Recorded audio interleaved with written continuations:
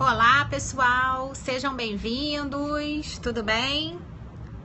Olá, quem tá por aí? Olá, pessoal, tudo bem?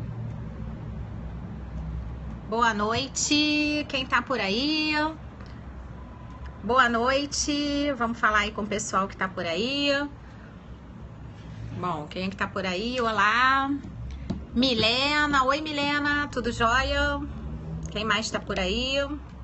Deixa eu acertar aqui a câmera. Oi, Carolina. Seja bem-vinda.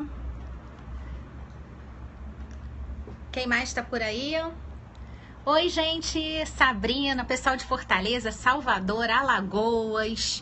Caramba, todo mundo liga. Macapá. Ama Penal. Ah, eu também. Sou, né? Olha, quem tá mais aí? Aracaju, Goiânia, Teresina, boa noite. Vacaria, Rio Grande do Sul, caramba, Bahia. Poxa, Manaus, caramba, o Brasil inteiro. Professor Ailton Zuc na área, um grande beijo.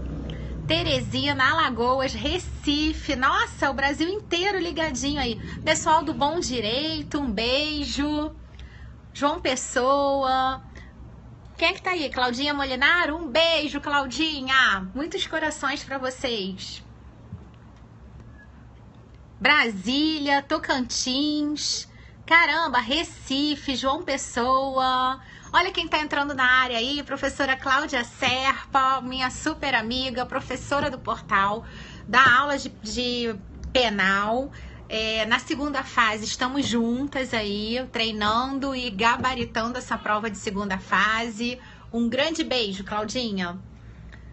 Quem mais tá por aí? Nossa, Aline de Goiânia, Bahia. Caramba, o Brasil ligadinho aí. Vou dar mais um minutinho aí pro pessoal entrar. Aracaju, Minas Gerais, Olinda, Pernambuco. Vamos, obrigada, Claudinha. Um super beijo. Sigam aí a professora Cláudia Serpa, hein? Professora de Direito Penal do portal, minha amiga, professora da segunda fase da área penal. Nós damos aí juntas com o professor Sandro Caldeira e a professora Isabela de Salvador. Um grande beijo. Quem mais tá por aí? Nossa, mó galera aí, hein? O Brasil inteiro aí. Hoje a gente vai falar de processo penal. Crime compensa, né, Claudinha? No bom sentido, é claro. Nossos alunos aí gabaritando a primeira e a segunda fase em penal e processo penal. Nosso lema é que o crime compensa no bom sentido, é claro, né? Tem que seguir a área penal aí, fazer a segunda fase na área penal, que sempre dá super certo. Os nossos ex-alunos aí é que podem atestar isso melhor do que ninguém. Macapá, caramba, maior galera. Isso, né? Oi, Ana Letícia, nossa super monitora. Bi, Claudinha, as loiras do crime. Junto com você, olha, Ana Letícia. Eu tô aí pro bonde do crime, é mole? Nossa super monitora. Carolina. Caramba, tem que fazer penal, isso aí. Quem mais? Sheila, Rio Grande do Norte. Marcelo, tá estudando crimes contra a fé pública? Isso aí, muito bem. Bom, mó galera, o Brasil inteiro ligado aí. A gente tá terminando aí a nossa introdução desse minutinho aí que eu ia fazer só pro pessoal entrar. Bom, vamos fazer o seguinte, colocar bastante coraçãozinho aí no ar, porque olha, a gente tem aí pela frente quase 2 horas de aula. Não sei se vocês vão me aturar, né, até lá. Mas a gente vai falar de processo penal e aí dentro do tema exposto, pode ser até que eu fale de outros temas também. Mas o tema principal de hoje é tratar de prisões cautelares. Nós vamos falar de prisões cautelares. Mas dentro de prisões cautelares eu vou falar um pouquinho também de recursos, os recursos que são cabíveis aí, de repente, quando é indeferido uma dessas prisões. Enfim, vamos tratar de ação penal e indiretamente a gente acaba tocando em outros pontos, tá? Professor Ailton Zuc, você que é top dos tops, te acompanho lá no Instagram, seja bem-vindo, muito obrigada aí pela presença. Quem mais tá por aí? Claudinha, Roberto, pessoal de Mossoró, um grande beijo. Olha, o pessoal do portal, nós professores vamos estar aí ligados e viajando o Brasil inteiro, hein? Então, pode ser que uma das capitais aí nós estamos chegando aí daqui a pouco com várias aulas, tá? Bom, Henrique, pessoal de Salvador, São Carlos, caramba, muito legal, Tocantins. Ai, o relatório é mole. Esses meus alunos, os meus alunos da graduação, sabe, gente, vão ter que assistir, claro, né? Porque eles estão ligadinhos aí, o relatório vai valer meio ponto. Se vocês ficarem até o final por aí, pode ser que possa valer 1 ponto. Vamos combinar assim? E vale estrelinha também, que é aquela aprovação, aí às vezes você tá precisando de meio ponto na prova. E aí, não é boa ideia, Claudinha? Poxa, eles têm que aturar a gente, né? Aturam na sala de aula, tem que fazer aí uma boa performance aí, né? No Amo Direito. Bom, pessoal do Rio Grande do Sul, caramba, a família do meu marido é toda aí do Rio Grande do Sul. Um grande beijo, terra muito boa. Enfim, gente, vamos lá, deu tudo certo por aqui. Meu filho sempre dorme 8h30 da noite e hoje, por incrível que pareça, ainda não dormiu. Mas aí tá lá quietinho, tá quase dormindo pra poder a gente abrir aqui a nossa aula. Vamos falar da mãozinha, isso aí, dos 5 dias. Me lembra aí durante a aula que a gente vai falar da mãozinha, tá? Professora de processo penal 1, o sono dos justos. Bom, então todo mundo ligado aí, vamos combinar assim, vamos diminuir um pouquinho agora as mensagens para poder a gente falar aí do tema principal, que são as prisões cautelares. Não dá pra esperar você comer um macarrão, o pessoal vai dormir aqui, né? Imagina, olhando pra minha cara, sem falar nada, o pessoal, né, vai dormir. Bom, vamos lá. Teresina, então eu tô vendo aí que o Brasil inteiro tá ligado. Vamos começar a nossa aula, só lembrando que ao longo desses dias aí serão 20 aulas, todas de duração aproximada de 2 horas por dia, de todas as matérias, com os professores que são professores tops lá do Portal F3. Cada dia tem uma aula, siga a programação aí do portal, é só você entrar no Instagram do portal, no Instagram dos professores do Portal F3, que todos lá vão ter a programação dia a dia de todas as matérias. Então, um dia tributário, outro dia administrativo, outro dia civil, outro dia penal, enfim, aí vocês vão seguindo aí um curso gratuito de 40 horas. Então, quer dizer, só não passa quem não quer, hein?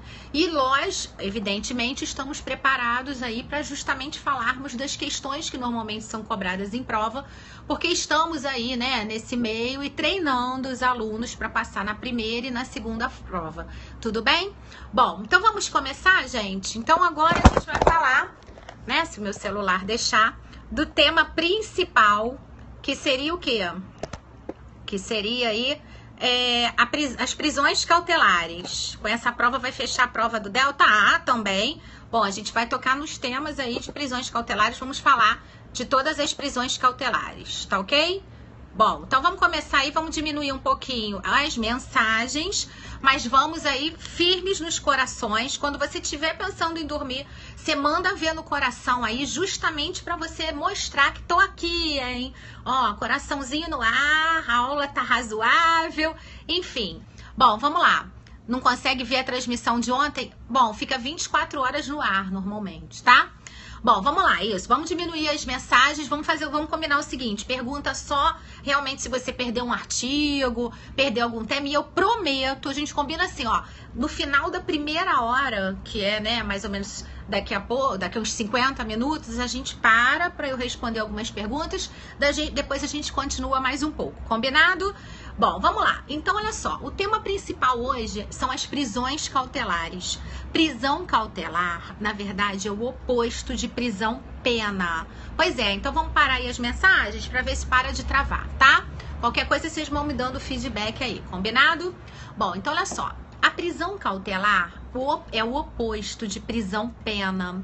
A prisão cautelar é qualquer prisão antes do trânsito em julgado da sentença penal condenatória. Então já sabe que prisão cautelar, aliás, é a mesma coisa, ele é sinônimo de prisão processual e é sinônimo também de prisão provisória. Eu tô falando isso porque todo mundo confunde e acha assim, prisão cautelar é sinônimo de preventiva, que é sinônimo de temporária. Não vamos fazer essa confusão. Prisão cautelar é gênero e nós temos 4 espécies de prisões cautelares. Quais são as espécies de prisões cautelares? Nós temos a prisão em flagrante, temos a prisão temporária, temos a prisão preventiva e temos a prisão domiciliar. Vamos lá, coraçãozinho na área aí, vamos seguindo aí. Convidar os seguidores, convidem aí os seguidores de vocês, tá? Para mais gente entrar aí na transmissão e a gente ter uma aula aí top. Vou tentar aí uma aula para você desmistificar as prisões cautelares. Vambora? Então, olha só. Dentro das 4 espécies de prisões cautelares que eu acabei de te citar, você já sabe que elas são anteriores ao trânsito em julgado da sentença penal condenatória. Então, quando se trata de prisão cautelar, é qualquer prisão antes do trânsito em julgado da sentença penal condenatória. E essa é matéria, então, de processo penal, porque ainda não houve trânsito em julgado. Aquela sentença ainda não tornou-se definitiva. Depois do trânsito em julgado da sentença penal condenatória, aí nós temos a chamada, famosa prisão-pena, que é nada mais, nada menos do que a pena privativa de liberdade. Então, prisão-pena é matéria de direito penal. Vocês estudam aí com os professores de direito penal, porque é a chamada pena privativa de liberdade, quando já ocorreu o trânsito em julgado da sentença penal condenatória. Prisão cautelar é objeto da matéria de processo penal. Por quê? Porque é prisão que é decretada pelo juiz, evidentemente, antes do trânsito em julgado da sentença penal condenatória, tá certo? Bom, e aí eu queria começar a aula falando de uma crítica que tem sido feita, que é aquele problema de o STF entender hoje que muitas vezes, mesmo antes do trânsito em julgado, já poderia ocorrer uma execução provisória da pena. Isso está sendo muito debatido aí a nível de STF. Não esqueçam que a título de lei, evidentemente, de Constituição Federal, continua vigorando mais do que nunca o princípio da presunção de inocência. E só depois do trânsito em julgado da sentença penal condenatória é que alguém realmente pode ser considerado culpado, tá certo? Bom, e aí a primeira espécie de prisão cautelar que nós vamos tratar agora é a chamada prisão em flagrante. Então vamos falar inicialmente da primeira modalidade de prisão cautelar, que é a prisão em flagrante. O que a gente precisa saber de flagrante? O que você precisa saber sobre prisão em flagrante? Vamos lá. Eu tenho espécies de flagrante. Eu tenho 2 espécies que eles adoram perguntar na OAB e que são aquelas espécies que são o flagrante obrigatório e o flagrante facultativo. Então, flagrante obrigatório e flagrante facultativo. O obrigatório é aquele que é feito pela autoridade policial. Então, eu brinco com os meus alunos, vamos lá. Alunos colocando o coração aí no ar, convidando os seguidores.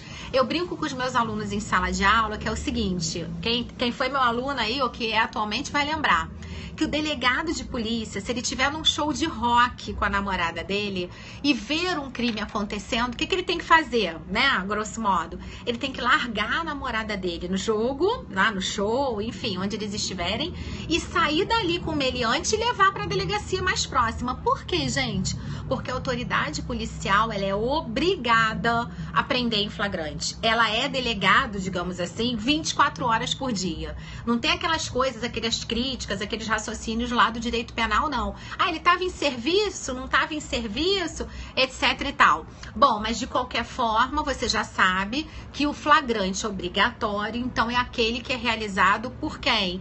Realizado pela autoridade policial. Ele é obrigado a prender em flagrante.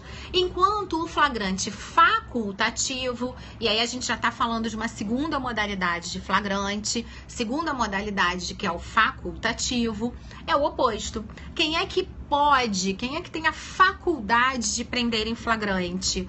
É qualquer pessoa do povo. Tanto o obrigatório como o facultativo estão elencados no artigo 301 do CPP. Olha, sugestão, você que vai fazer a primeira fase da OAB ou que vai fazer um concurso aí que utiliza aí normalmente letra da lei, questão de múltipla escolha, o que você tem que fazer? Uma dica, assiste a aula com o teu código Vademecum, do lado, porque olha, a primeira fase da OAB é letra de lei. E vários dispositivos eu vou mencionar durante a aula. Nem todos vai ser possível a gente ler o artigo inteiro. Quando for possível, a gente lê. Senão eu vou falar artigo tal. Tu vai ali, já anota, então já abre no artigo e já deixa marcadinho. Combinado? tanto o flagrante obrigatório como o flagrante facultativo estão elencados no artigo 301 do CPP.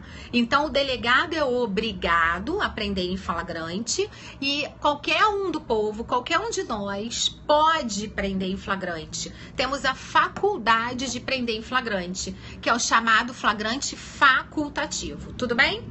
Além do flagrante obrigatório e facultativo, temos também o flagrante próprio, impróprio e o flagrante presumido ou ficto. Flagrante próprio, impróprio e o presumido ou ficto. Esses três que eu acabei de falar já caíram 2 vezes em prova de primeira fase e eles também estão na lei. Quando eu digo também está na lei, tu já abre o olho e pensa assim, tá na lei, tem mais chance de cair na prova na primeira fase. Qual artigo que vai trazer a previsão do próprio, do impróprio e do presumido ou ficto? O artigo 302 do CPP.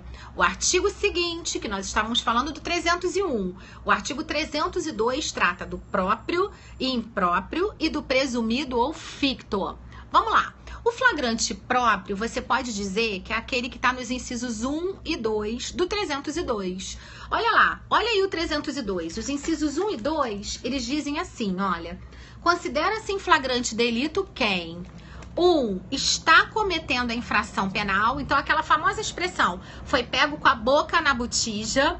E o inciso 2 acaba de cometê-la. Que se você reparar, você está diante do flagrante que o leigo acha que é o único que existe. Se você pergunta para um leigo o que é flagrante, o que ele diz? Ah, é aquele que o cara estava cometendo crime agora, ou acabou de cometer. Pois é, mas para nós, estudiosos de processo penal, essa é uma das espécies de flagrante, que é o chamado flagrante próprio. Incisos 1 e 2. Agora vamos ao inciso 3, todos do 302. O inciso 3 diz assim: é perseguido logo após com instrumentos, armas ou papéis que é perseguido logo após pela autoridade, pelo ofendido ou por qualquer pessoa em situação que faça presumir ser autor da infração. Essa é a leitura do inciso 3. Presume-se, ele está numa situação que presume-se que foi ele. Esse é o chamado flagrante impróprio. Aí vocês podem estar pensando, ai professora, precisa decorar esses nomes? Pois é, precisa. A OAB já cobrou, colocou em questão de múltipla escolha na primeira fase, evidentemente, e perguntando, flagrante próprio é isso, isso e isso. Flagrante impróprio é isso, isso e isso. Pois é. Então, o inciso 3 é o chamado flagrante impróprio. E o inciso 4 é o chamado flagrante presumido, que é sinônimo de ficto. Eu sempre lembro, sabe, gente? Eu tenho muito cuidado, assim, de falar de sinônimos. Por quê? Porque se você sabe o sinônimo, às vezes cai com outra palavra na prova, você, esse a professora não falou, ou esse eu não estudei. Na verdade, é a mesma coisa. Então, o presumido também é chamado de ficto, tudo bem? E ele está previsto no inciso 4. Vamos ler o inciso 4? Coraçãozinho. Enquanto eu leio, você vai colocando o coração aí. Inciso 4 diz assim: é encontrado logo depois com instrumentos, armas ou papéis, objetos ou papéis que façam presumir ser ele autor da infração. Então, todos esses são chamados flagrante presumido ou ficto. Tudo certo? Bom, então, ó, próprio, impróprio, presumido ou ficto. Olha quem tá na área aí, professora Isabelle Gravatar, professora top das tops de processo do trabalho lá do portal. Minha super amiga, ó, minha amigona. Um beijo, Isabelle. Sigam aí a professora Isabelle Gravatar, hein? Um grande beijo. Quem vai fazer a área penal, quem não vai fazer a área penal, né, só é desculpado se for fazer a área trabalhista. Tô brincando, né? Com a professora Isabelle. Muitos beijos. Sigam aí a professora Isabelle, tá? Bom, mas e aí? Aí a gente tá no flagrante próprio, impróprio, presumido ou ficto.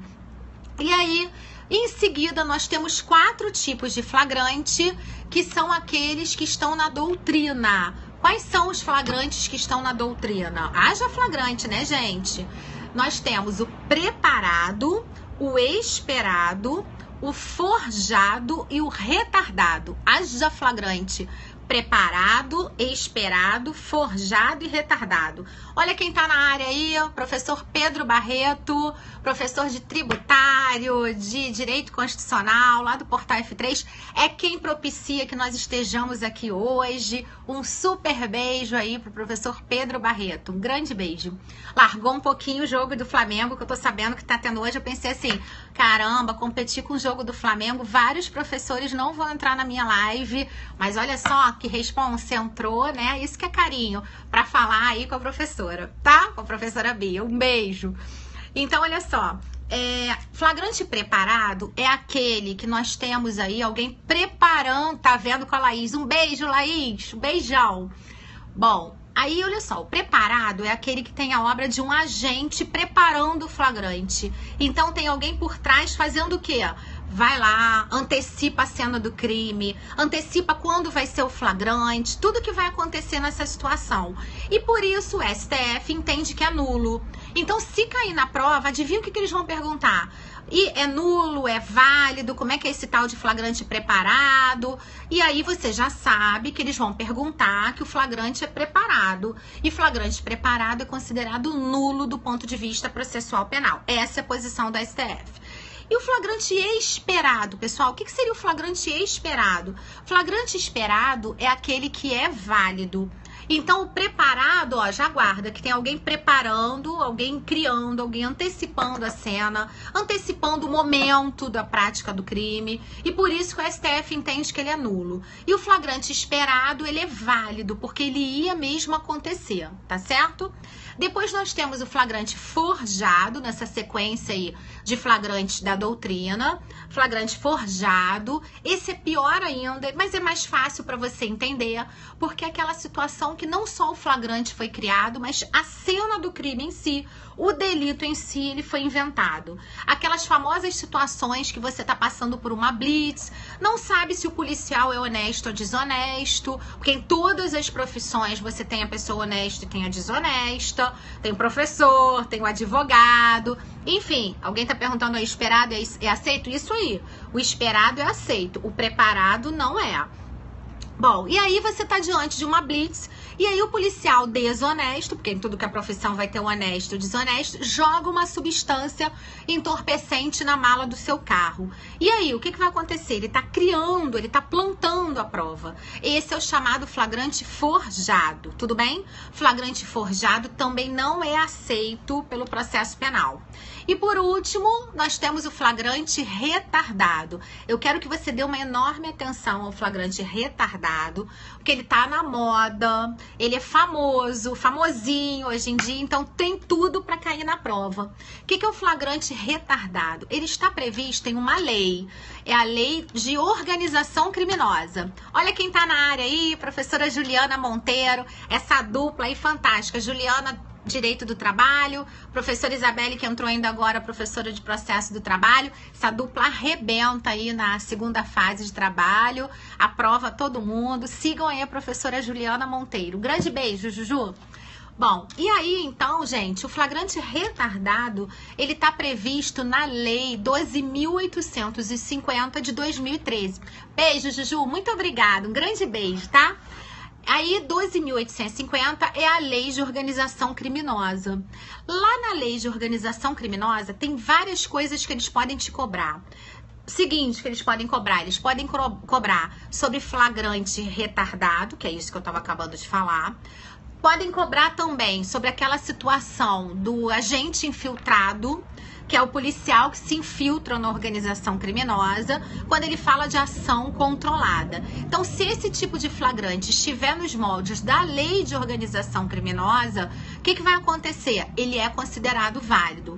Porque senão, o que ele faz normalmente no flagrante retardado? O policial finge que nada está acontecendo, poderia já prender de cara determinada pessoa, sim, mas aí ele finge que nada está acontecendo para com isso encontrar os outros membros da associação criminosa. Então, se estiver nos moldes desta lei, esse tipo de flagrante é válido.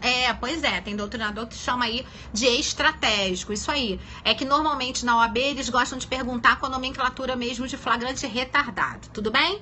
Bom, mas vamos continuar aí. Então, vê se ficou claro, pessoal. Eu gosto muito, assim, de ser objetiva aí pra justamente você lembrar na hora da prova. Então, nós falamos sobre flagrante obrigatório, falamos sobre flagrante facultativo, falamos do flagrante preparado, do esperado, falamos também do flagrante retardado e falamos aí do próprio, do impróprio, do presumido ou ficto. Alguém pediu aí para falar a diferença do preparado para o esperado? Pois é, a gente poderia passar uma aula inteira falando sobre isso, que isso é bem confuso, mas para título de OAB, o que vocês têm que saber? Que o preparado tem alguém preparando, tem o crime ia mesmo acontecer. Você tinha que esperar a situação acontecer, porque senão ele é considerado preparado. Se você antecipa a prática do delito, ele é considerado preparado e, portanto, o preparado não é válido. O esperado, que é aquele que você não antecipa nada e ele aconteceu por si só, é válido. O forjado é como se fosse mais grave ainda que o preparado. Por quê? Porque, veja bem, no preparado, o crime ia mesmo acontecer, só que alguém antecipou. No forjado, até o crime em si, a situação delitiva em si, foi criada, foi plantada. Então, normalmente seria nesse caso aí, tá bem? Bom, ainda de flagrante, o que vocês têm que saber? Que tem algumas formalidades para a autoridade policial fazer durante a lavratura aí dessa prisão em flagrante. Quais são as formalidades? Nós temos aí, o delegado tem até 24 horas para comunicar ao juiz, ao MP e à família do preso sobre a prisão em flagrante. Então é daí aquela confusão que a maior galera faz, que pensa assim, 24 horas é o tempo da prisão em flagrante. Não é. Se isso for pedido na prova, isso está errado. 24 horas é o prazo que a autoridade policial tem para comunicar ao juiz sobre a prisão em flagrante. Então é assim, pessoal. Hoje em dia, qualquer pessoa que é presa em flagrante, ela não fica presa por si só. Essa prisão em flagrante, ela tem que ser comunicada a um juiz. O que acontecia antes da Constituição de 88? A pessoa ficava lá jogada na delegacia, nada acontecia, etc e tal. E aí, então, com a Constituição de 88, as formalidades são mais precisas. Elas têm que ser respeitadas. Então, foi preso em flagrante, a autoridade policial tem até 24 horas para fazer algumas comunicações. Dentre elas, comunicar e levar uma cópia para o juiz do auto de prisão em flagrante. Alguém pode colocar, por favor, o nome aí? Auto com U, né, gente? Auto de prisão em flagrante. Isso, que agora até teria audiência de custódia. Eu vou falar pouco sobre a audiência de custódia ou quase nada, porque como ainda não tem legislação, na primeira fase da OAV, que é o nosso propósito aí inicial, né, da aula de hoje, principal, digamos assim, não tem chance de cair, mas a gente até comenta assim sobre a audiência de custódia, tá? Bom, então olha só, então até 24 horas para lavrar isso aí, colocar aí APF, auto de prisão em flagrante, comunica ao juiz em até 24 horas. E até 24 horas também tem que ser entregue ao preso o quê, hein? Vamos ver se alguém lembra. A nota de culpa. Isso tudo no prazo de até 24 horas. Aí devem estar pensando, tem artigo? Onde é que está escrito isso? Tem artigo, tem mais chance ainda de cair na prova. É o artigo 306 do CPP. Artigo 306. Olha o que diz o 306. Ele é importantíssimo. Ele diz assim, a prisão de qualquer pessoa e o local onde se encontre serão comunicados imediatamente a quem? Olha lá, ao juiz competente, ao Ministério Público e à família do preso ou a pessoa por ele indicada. Aí olha o parágrafo 1º complementando aí do próprio artigo 306. Em até 24 horas... após a realização da prisão, será encaminhado ao juiz competente o auto de prisão em flagrante e, caso o autuado não informe o nome de seu advogado, uma cópia para a defensoria. E o parágrafo 2º, por último, no mesmo prazo, que prazo é esse? Nas mesmas 24 horas, será entregue ao preso, mediante recibo, mediante recibo, a nota de culpa, assinada pela autoridade com o motivo da prisão, o nome do condutor e o das testemunhas, tá? Anota aí as perguntas que daqui a pouco, daqui a uma meia horinha, a gente abre aí para as perguntas. Fica tranquilo que eu vou responder aí todo mundo, tá? Bom, então, essa engrenagem tem que ser respeitada. O delegado tem que lavrar o auto de prisão em flagrante e isso tem que ser encaminhado ao juiz, ao MP, etc., em até 24 horas.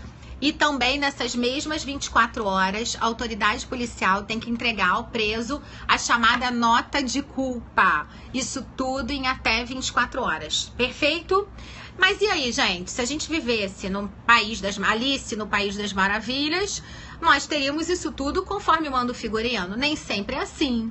E se for descumprida essa formalidade ou estas formalidades, o que acontece? Descumpridas essas formalidades, ou porque não foi preenchida alguma delas, ou porque não foi respeitado o prazo de 24 horas, etc., cabe relaxamento de prisão. Toda vez que a prisão em flagrante, que é a prisão que nós estamos estudando agora, for considerada ilegal, prisão em flagrante ilegal, cabe relaxamento de prisão. E o relaxamento de prisão, ele está previsto, também tem artigo, olha aí, é o artigo 310, inciso 1. Vamos dar uma lida? Ele também é importante. O 310 diz assim: ao receber o auto de prisão em flagrante, o juiz deverá fundamentadamente, inciso 1, que me interessa, relaxar a prisão ilegal. Isso, obrigada. Artigo 310, inciso 1. Tudo bem? Então, olha só, vamos ao que interessa. Se na prova eles perguntarem alguma coisa do gênero, a prisão em flagrante é ilegal, ou narrar uma situação e você chegar à conclusão que não foram respeitados aí as formalidades do artigo 306, o que você tem que fazer? Pedir para relaxar a prisão. Tem uma pequena divergência e apesar da prova da aula de hoje ser voltada para a primeira fase, eu preciso falar dessa divergência, que é a seguinte: há até hoje quem sustente que para qualquer prisão ilegal caberia relaxamento. Então, vamos lá, vê se você raciocina comigo. Há quem sustente, antes se sustentava mais, mas até hoje ainda tem gente, ainda tem doutrinador que sustenta que para qualquer prisão em flagrante, aliás, desculpa, para qualquer prisão ilegal, flagrante ou não sendo flagrante, qualquer uma que seja ilegal, caberia relaxamento de prisão, tudo bem? Isso, professora da Valzinha.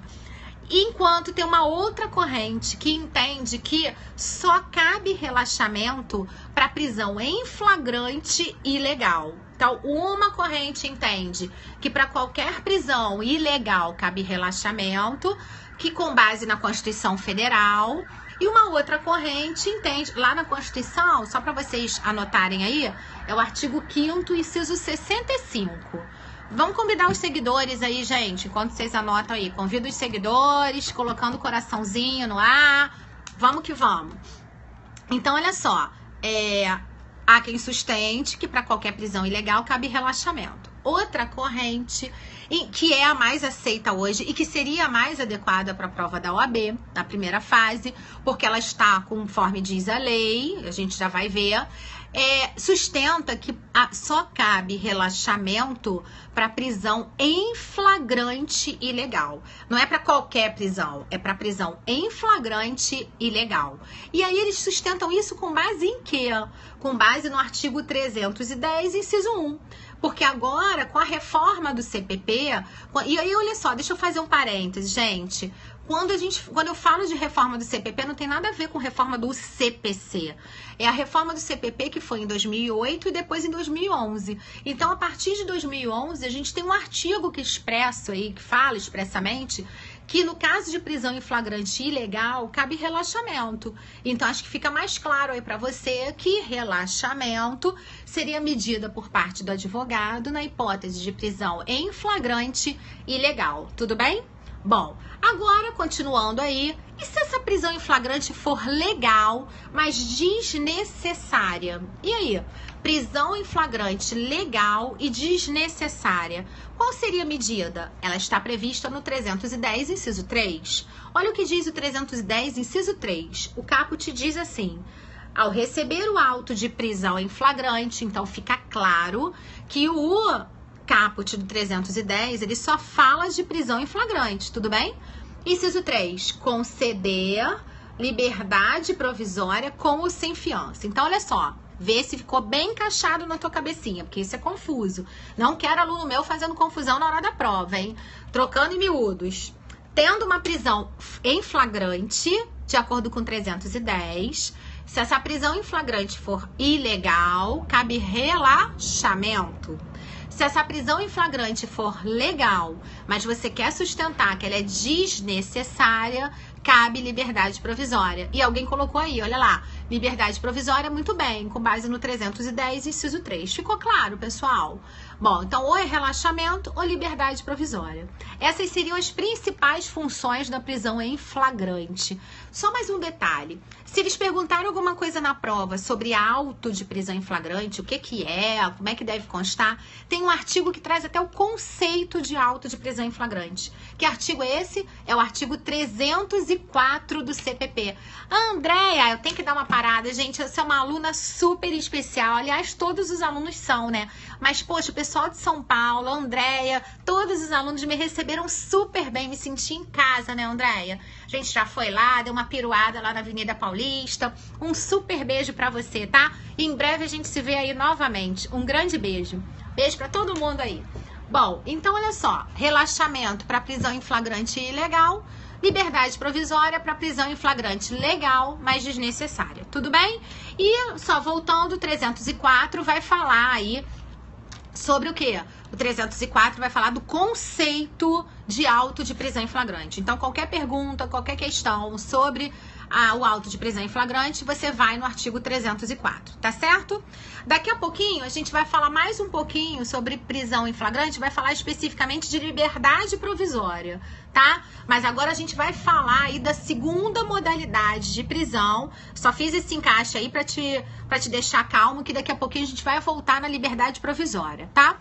Mas vamos falar agora da segunda modalidade de prisão cautelar, que é a chamada prisão temporária. Então, agora deixando um pouquinho de flagrante de lado, vamos falar aí um pouquinho sobre prisão temporária.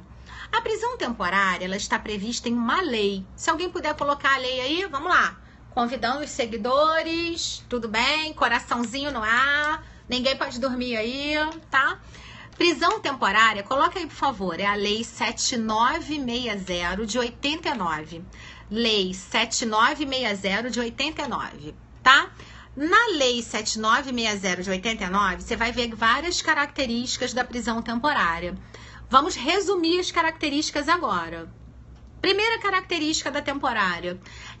Lei 7960 de 89. Obrigada. Então, olha só, a primeira característica, ela só pode ser decretada na fase do inquérito.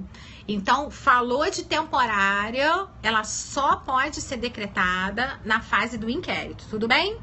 Outra coisa, ela tem um prazo. Aí eu vou dar, né? Vou dar uma paradinha. Por quê? Porque quem me conhece, eu sou conhecida como a professora da mãozinha. Por quê? Que palhaçada é essa, né? Pra quem tá me vendo pela primeira vez. Que palhaçada é essa de mãozinha?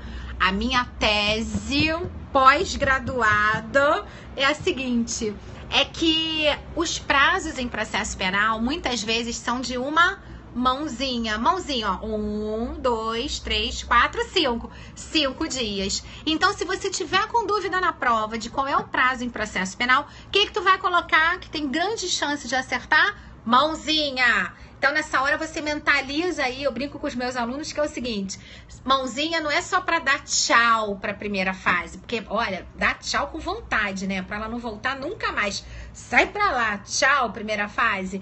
Mas mãozinha para te lembrar também que são os prazos, muitos prazos em processo penal, são de 5 dias. Lá vem o Leandro aí falando do Lula, tá vendo? Sem entrar aí em detalhes, né? Não, é porque essa história é a seguinte, que eu tava falando, né? Eu estava falando um dia numa aula, uma aula lotada, presencial, que o prazo em processo penal são de 5 dias, eu toda empolgada lá, mãozinha, mãozinha. Me vira um aluno lá atrás e fala assim, professora, só não pode ser a mãozinha de um ex-presidente, né? Porque aí seriam 4. Olha que maldade, gente. Olha, acabou com o meu exemplo, né? Então, olha só, são 5 dias, chuta 5 dias que você tem tudo para acertar. Combinado? E o prazo da temporária, que é o tipo de prisão que nós estamos estudando agora, adivinha qual é? 5 dias. E ao longo das aulas de processo, você vai vendo que tem vários outros prazos que também são 5 dias. Prazo para recurso em sentido estrito são 5 dias. Prazo para apelar no processo penal são 5 dias. E aí vários outros prazos são de 5 dias. Então, qual o prazo da temporária? Mãozinha, 5 dias, prorrogáveis por mais 5. Só não serão 5 dias se for crime hediondo ou assemelhado. E aí, vamos lá. O que é um crime hediondo ou assemelhado? São aqueles crimes que estão em uma lei. Não tenta adivinhar, eu acho que é crime tal. Vai na lei. São os crimes da Lei 8.072 de 90. Lei 8.072 de 90. Lá no artigo 1º dessa lei, você tem um rol dos crimes hediondos. Todos os crimes hediondos estão no artigo. Tá sentindo que vai cair na prova também. Tô sentindo vibrações. Então, olha lá. Lá na Lei 8.072 de 90, no artigo 1º, você tem o rol dos crimes hediondos. Por exemplo, homicídio qualificado, estupro, latrocínio. Eles estão no artigo 1º da Lei 8.072. Então, eles são taxados, eles recebem a nomenclatura de crimes hediondos. Tem outros crimes que todo mundo confunde e acha que são hediondos, mas na verdade são crimes assemelhados, crimes equiparados aos hediondos. Quais são eles? São 3 que começam com a letra T. Isso aí. Vamos lá. 3 começando com a letra T. Primeiro, tráfico de entorpecentes, o terrorismo e a tortura. Corações na área. Vamos lá. Tráfico de entorpecentes, terrorismo e tortura. TTT, isso aí. Tráfico, terrorismo e tortura, eles são equiparados, eles são assemelhados aos hediondos. Então, se eles estiverem numa questão, o prazo da temporária para eles, então tanto para os hediondos como para os assemelhados, não serão de 5 dias. O prazo da temporária para os crimes hediondos ou assemelhados será de 30 dias, prorrogáveis por mais 30. Anotou? Gravou? 30 dias prorrogáveis por mais 30. Isso não tá na lei da temporária, isso tá na lei de crimes hediondos, beleza? Bom, continuando aí. Aí ainda estamos falando das características da temporária. Falávamos que ela pode ser decretada só na fase de inquérito. Falamos do prazo da temporária, que em regra são 5 dias prorrogáveis por mais 5. E no caso de crime hediondo ou assemelhado, 30 dias prorrogáveis por mais 30. Não foi isso? Beleza. Agora vamos falar de outra característica. A temporária, ela não pode ser decretada de ofício. A temporária não pode ser decretada de ofício. Tem que ser a pedido de alguém. A pedido de quem? Da autoridade policial, do delegado, a pedido do Ministério Público. Então tem que ser a pedido de alguém, tudo bem? Bom, e ainda sobre temporária, tem uma que vocês vão achar até que eu tô ficando maluca de falar, mas já caiu na prova e você confere lá que tá prevista na Lei 7960. Qual é essa característica? É que a prisão temporária, os presos na prisão temporária, eles ficam separados dos demais detentos. Ai, que legal, né, gente? Até parece que na prática é assim. Mas olha só, prática não faz o amiguinho aí passar na prova. Prática é prática. O que faz você passar na prova é ler a lei, é estudar o que está na lei. E na Lei 7960 de 89, você tem a previsão expressa de que preso na temporária fica separado dos demais detentos. Então, na prova, tu vai igual um robozinho lá e vai responder que isso tá certo. Se cair na prova, já caiu, que realmente você poderia aí colocar que o preso aí que tá na prisão temporária realmente fica separado dos demais detentos. Combinado? Bom, o que mais que você tem que saber sobre temporária? Lembrar, então, que ela é considerada mais branda do que a prisão preventiva. Então, toda vez que a prisão é mais branda, prisão só na fase da delegacia, etc e tal, realmente nós estamos diante de uma prisão temporária, tá certo? Bom, agora vamos passar para o estudo aí da prisão preventiva. O que seria aí a prisão preventiva? Então agora vamos deixar de lado aí um pouquinho a prisão temporária e vamos tratar da prisão preventiva, até para a gente comparar a prisão temporária com a prisão preventiva, tudo bem? Prisão preventiva, ao contrário da prisão temporária, ela pode ser decretada tanto na fase do inquérito como na fase do processo. Então, olha só, enquanto a prisão temporária só pode ser decretada na fase do inquérito, a prisão preventiva pode ser decretada na fase do inquérito ou do processo. Então, essa é uma primeira diferença. Uma segunda diferença é o seguinte: a prisão preventiva, ela não tem prazo. O prazo é indeterminado. Olha só. Então, olha como é que ele é mais radical. A temporária tem aquele prazo da mãozinha. 5 dias prorrogáveis por mais 5. A preventiva não tem prazo. Se cair numa prova, eles provavelmente vão colocar assim: a prisão tem um prazo indeterminado ou não tem prazo previsto em lei. Essa é a prisão preventiva. Outra diferença é quanto à questão de poder ou não poder ser decretada de ofício. Vamos lá. Olha o que diz o artigo 311. E, aliás, é no artigo 311, é a partir do artigo 311 que começa aí a prisão preventiva. Vamos lá no artigo 311. Colocando o coraçãozinho aí na área, vamos convidar os seguidores. Então, o 311 vai dizer assim: em qualquer fase da investigação policial ou do processo penal, caberá a prisão preventiva decretada por quem? Pelo juiz. Só o juiz decreta a prisão preventiva de ofício, se no curso da ação penal. Então, qual é a melhor interpretação, gente? Pode sempre ser decretada de ofício a prisão preventiva? Não. A prisão preventiva, ela só vai ser decretada de ofício se for na fase processual. Guardou bem? Na fase processual, a prisão preventiva pode ser decretada de ofício. Na fase do inquérito, já que ela pode ser decretada tanto no inquérito como no processo, né? Então, não vai confundir. Na fase de inquérito, mesmo sendo ela preventiva, não cabe de ofício. Na fase processual, a preventiva poderia ser decretada de ofício. Como é que você pode guardar isso? Fácil. Vamos raciocinar aí para você guardar na hora da prova, para não ter que decorar. Na hora que o delegado está na delegacia e não tem processo ainda, fica difícil para o juiz que está lá no gabinete dele, de ofício, decretar uma prisão, concordam? Como é que ele vai ficar sabendo daquela prisão?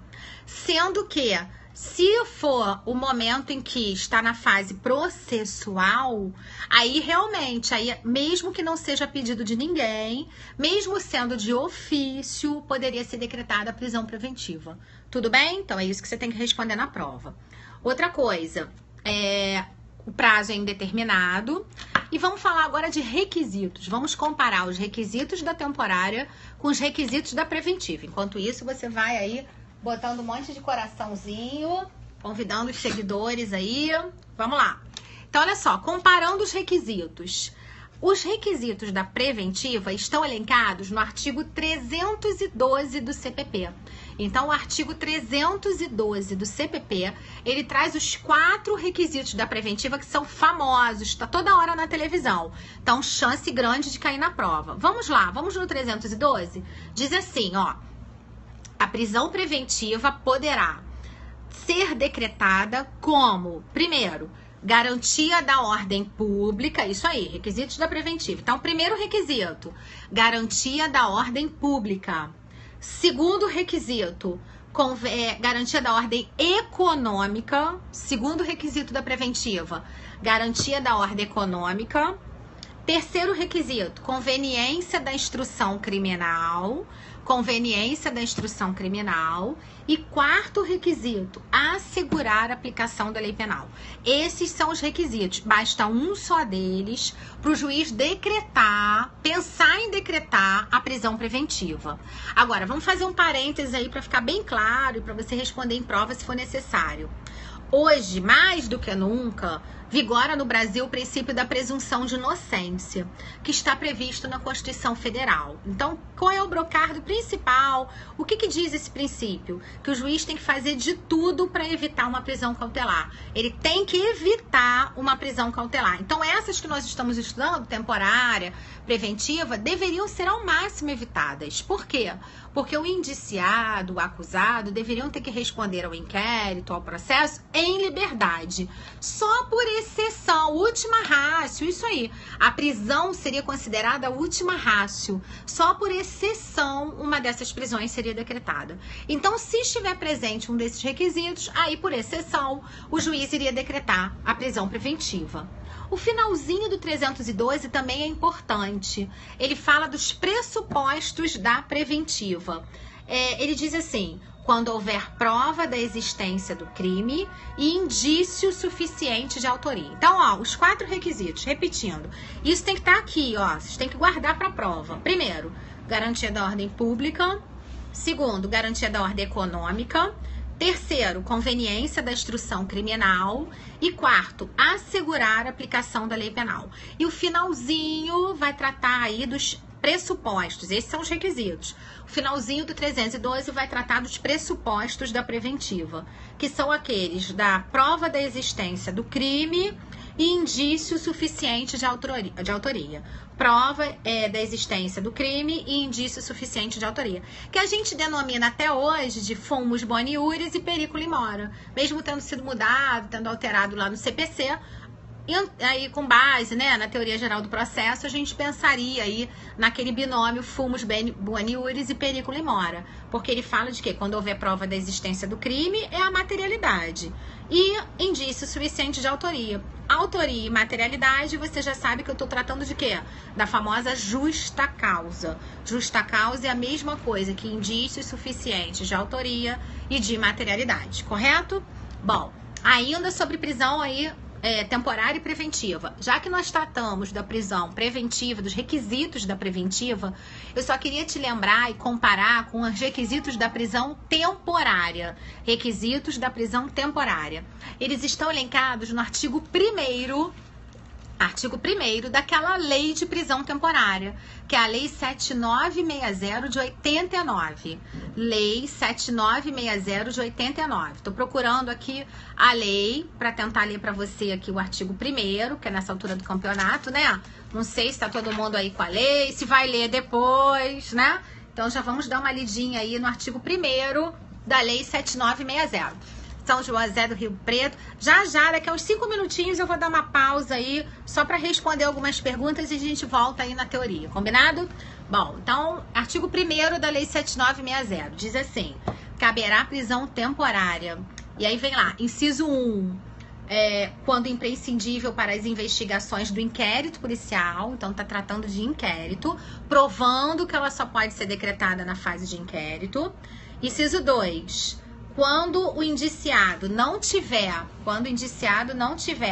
residência fixa ou não fornecer elementos necessários aos esclarecimentos de sua identidade. E inciso 3, quando houver fundadas razões, de acordo com qualquer prova admitida na legislação penal, de autoria ou de participação do indiciado nos seguintes crimes, e traz o rol dos crimes. Aí ele fala lá, ó, de sequestro, homicídio doloso, roubo, extorsão mediante sequestro, estupro e por aí vai. Tudo bem? Então, olha só, gente, recapitulando. Tem uma divergência quanto à questão dos requisitos da prisão temporária, que é o seguinte, se liga nisso que isso é importante. Você reparou que são 3 incisos, 3 requisitos. Uma parte da doutrina entende que basta um só inciso e o juiz já poderia decretar a prisão. Por exemplo, está no inciso 3, está no rol dos crimes, o juiz já poderia decretar a prisão. Uma segunda corrente entende que não é bem assim, não é fácil assim. O juiz teria que combinar pelo menos 2 incisos do artigo 300, aliás, do artigo 1º da Lei 7960, o 1 com o 2 ou 1 com o 3, enfim, para pensar em decretar a prisão. Então, olha só, vê se ficou clara a divergência. Uma parte da doutrina entende que tem que ter, no mínimo, 2 incisos para Ah, essa Marcela é demais. Beijo. Olha só, no mínimo 2 incisos para o juiz pensar em decretar a prisão temporária. Uma outra corrente entende que tem que ter, basta 1. Então a divergência é basta 1 ou tem que ter no mínimo 2 incisos, tudo bem? E aí prevalece a corrente para fins de OAB, até porque é melhor para o advogado, de que teria que ter no mínimo 2 incisos do artigo 1º da Lei 7960 para o juiz pensar em decretar a prisão. Até na linha daquele raciocínio que nós estávamos tendo antes, que eu te falei que a prisão é a última ratio, que na verdade você teria que evitar a decretação da prisão e por aí vai. Deu para entender? Ficou claro? Porque isso é meio confuso, mas é importante para a prova, tá? Então, continuando a comparação aí entre prisão temporária e preventiva. Vamos falar mais até de preventiva, porque da temporária a gente já falou. Já falamos do prazo, já falamos aí que os presos na temporária ficam separados, que na preventiva o prazo é indeterminado. Vamos falar agora de quais são os crimes que podem ter a decretação da preventiva. Porque o que você tem que guardar? Que a temporária, ela é sempre mais branda que a preventiva. Então, nem todos os crimes admitem a decretação da preventiva. Vamos ao que interessa. Quais são os crimes que admitem a decretação da preventiva? Eles estão elencados no artigo 313 do CPP, que diz assim: nos termos do artigo 312 deste Código, será admitida a preventiva 1.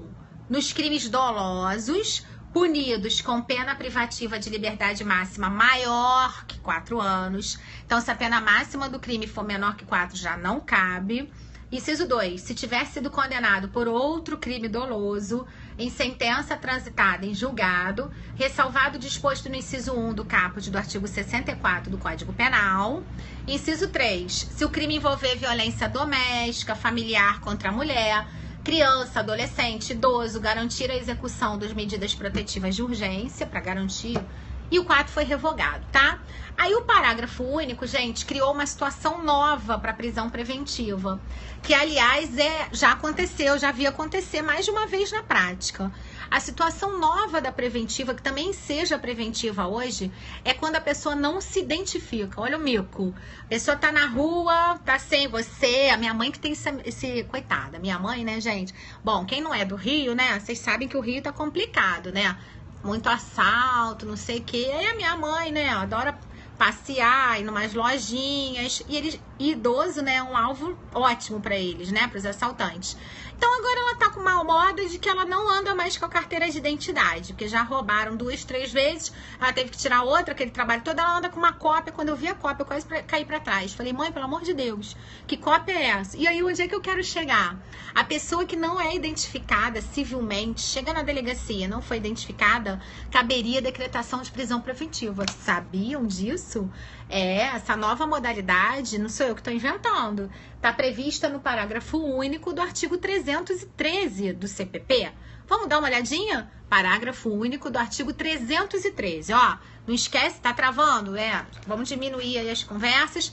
Bota aí os coraçõezinhos no ar, convida os seguidores. Vamos lá no parágrafo único do 313, que diz assim: travou, gente? Ou tá tudo bem? Se estiver travado, aí vocês me falam. Eu mudo aqui a posição aqui em casa, vou para algum lugar que o Wi-Fi... Mas tá dando para me escutar agora? Ou travou? E aí, gente? Me dá o feedback aí. Ah, tá travando, mas tá dando, tá jóia. Tá, então vamos lá. Então, olha só. 313, parágrafo único, diz assim: também será admitida a prisão preventiva quando houver dúvida sobre a identidade civil na pessoa ou quando esta... Então, olha só, teve dúvida na identidade civil ou quando esta não fornecer elementos suficientes para esclarecê-la. Devendo o preso ser colocado imediatamente em liberdade após a identificação, salvo se houver outra hipótese, salvo se outra hipótese recomendar que ela fique presa. Claro, se tiver mandado de prisão, pro cara, então não foi porque ele não se identificou apenas, e aí ele fica preso por outro motivo.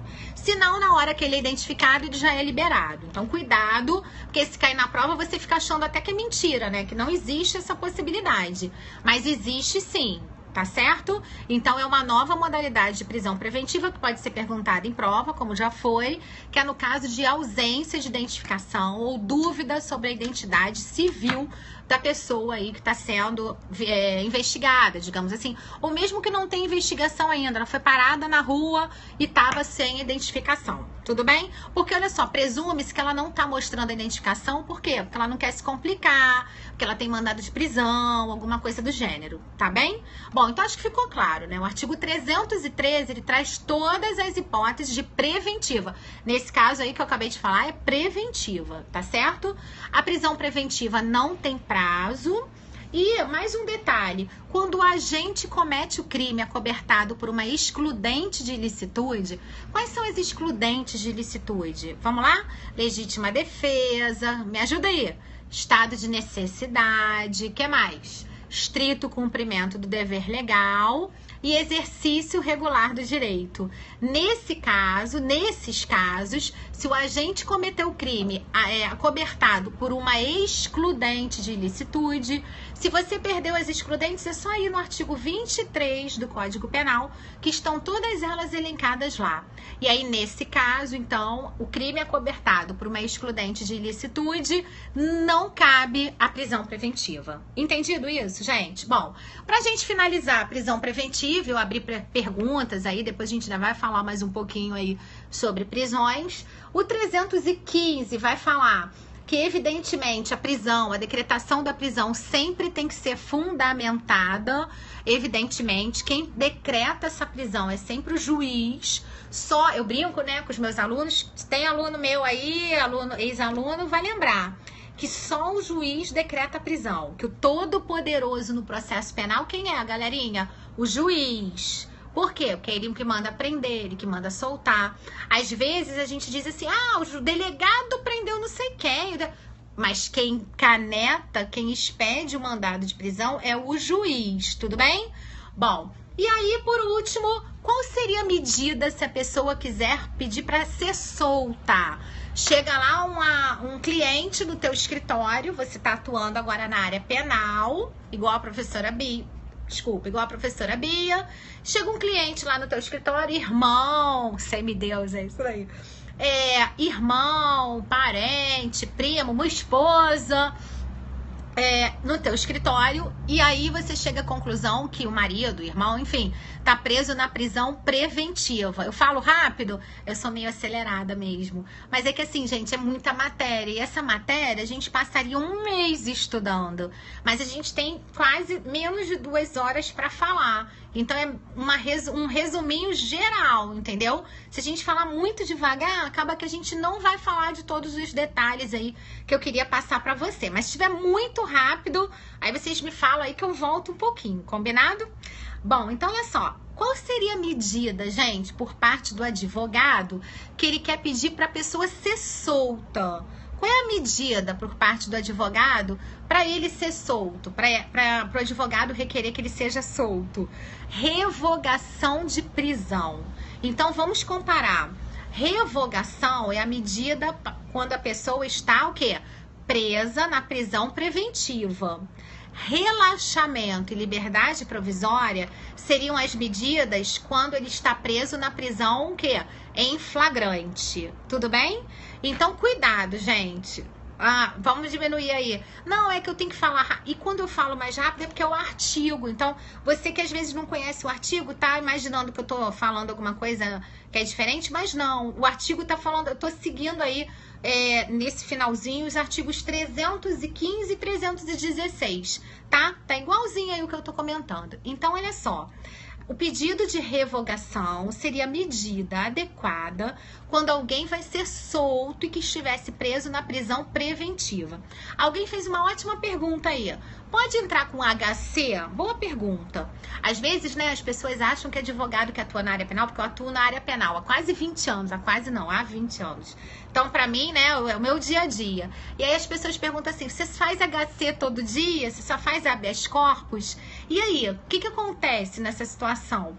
O que acontece é o seguinte, o habeas corpus seria mais ou menos o raciocínio seguinte, ó. O pedido de revogação é para o próprio juiz que decretou a prisão.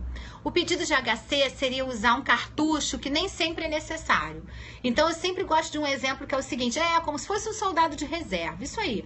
Então, o exemplo que eu uso para o HC, para você nunca mais esquecer, é o seguinte, suponhamos que você está lá dando uma aula, aliás, você tá lá na aula e eu pergunto assim, e aí, tá tudo bem? Aí você, eu tô gripado, acho que eu tô ficando gripado, tô meio congestionado, tô me sentindo mal. Você não vai virar pra pessoa, mesmo que você seja leigo, seja médico, enfim, e dizer assim, toma antibiótico vale a pena, que você fica bom logo. O habeas corpus seria comparado ao antibiótico. Por quê? Porque, na verdade, se você tem uma medida mais branda, que é o pedido de revogação de prisão, aí sim, ele seria uma medida mais adequada. Não tá errado o HC. E depende também de como é que vai ser essa questão na prova. Por quê? Porque se eles mencionarem que querem aí uma medida que seja, que é privativa de advogado, evidentemente não é o HC. É o pedido de revogação. Se eles nada disserem, poderia ser o HC. Só lembra que se o juiz decretou a preventiva, ele passa a ser autoridade coatora e o HC vai ter que ser impetrado e endereçado e quem vai julgar é o tribunal. Não esquece disso. Deu para entender? Então, olha só, é como se a revogação fosse um analgésico. Você pedisse uma medida mais branda para o próprio juiz. Enquanto o HC seria uma medida mais drástica, que se você não precisar, você não faz uso dela. Então, o HC, alguém perguntou aí sobre a competência no HC. A competência no HC é muito grave, é muito séria, é muito importante. Por quê? Porque ela é sempre fixada pela autoridade coatora. Se a autoridade coatora é o delegado, aí eu posso endereçar para o juiz e é o juiz que vai julgar. Se a autoridade coatora é o juiz, eu vou endereçar para o tribunal de segunda instância. Se o tribunal de segunda instância... Vai subindo, entenderam? Se o tribunal de segunda instância é a autoridade coatora, eu vou mandar para o STJ. E se o STJ é autoridade coatora, eu vou endereçar para o STF. Então, cuidado com isso. A não ser, coraçõezinhos aí no ar, a não ser que eu tenha caso de prerrogativa de função. E no caso de prerrogativa de função, eu poderia ir direto aí para casos que eu tenho competência originária do STJ e do STF, que são aqueles que estão nos artigos, vou te dar uma dica, que são 2 artigos bons para cair em prova, 105 e 102 da Constituição Federal. 105 e 102 da Constituição Federal. Se o STF chorar, ai meu Deus. Tá bem? Então, só pra gente finalizar a preventiva aí, pra gente abrir para perguntas, para depois continuar mais um pouquinho. 316, ele vai dizer assim, o juiz poderá revogar, então olha o nome da medida, revogar, pedido de revogação, a prisão preventiva, se no correr do processo verificar a falta de motivo para que subsista, bem como, de novo, decretá-la se sobrevierem razões que a justifiquem. Então, ficou claro, gente? E aí, por aquela tese principal que a gente viu que vigora hoje, de que relaxamento só caberia para flagrante ilegal, se a prisão preventiva for legal ou ilegal, a medida seria pedido de revogação. Claro que assim, não tem muito uma regra pré-fixada. Por exemplo, digamos que eu, Beatriz, sou advogada daquele réu, entrei com pedido de revogação e o juiz indeferiu. Nem tchum, às vezes indeferiu, ou não olhou, ou não estava na vara, não apareceu. Eu não preciso ficar esperando ad eterno para ele ir lá e olhar o processo. Eu tenho que ter uma razoabilidade, se for necessário, dias depois eu impetro o HC ou no dia seguinte, enfim. Ou se o juiz estiver indeferido, eu tenho que analisar se vale a pena e posso impetrar um HC. Só lembra aquilo que eu te falei antes, que aí o HC teria como autoridade coatora o juiz e o HC teria que ser endereçado para quem? Para o tribunal. O que é, Leandro? Prazo de quê? Da revogação não tem prazo. Essas medidas do relaxamento, da liberdade provisória, elas não têm prazo, bem como o HC, tá? Claro que assim, quanto antes de você impetrar, melhor. É que às vezes as pessoas têm a tendência, foi bom até tocar nesse assunto, para verificar. Então, o juiz não tem prazo. Pela lei, ele teria 48 horas. O que nem... Aliás, no HC, ele teria 48 horas, não na revogação, para verificar. Engraçado que quando eu comecei, né, eu sou formada, eu me formei em 2005. Não, desculpa, em 95. Então tem mais de 20 anos, 22 anos, pra ser preciso. Eu me formei com 16 anos, me formei nova. Já fizeram as contas da minha idade, né? Tudo bem. Aí, quando eu me formei, eu logo comecei a atuar na área penal. E o primeiro habeas corpus que eu fiz, né?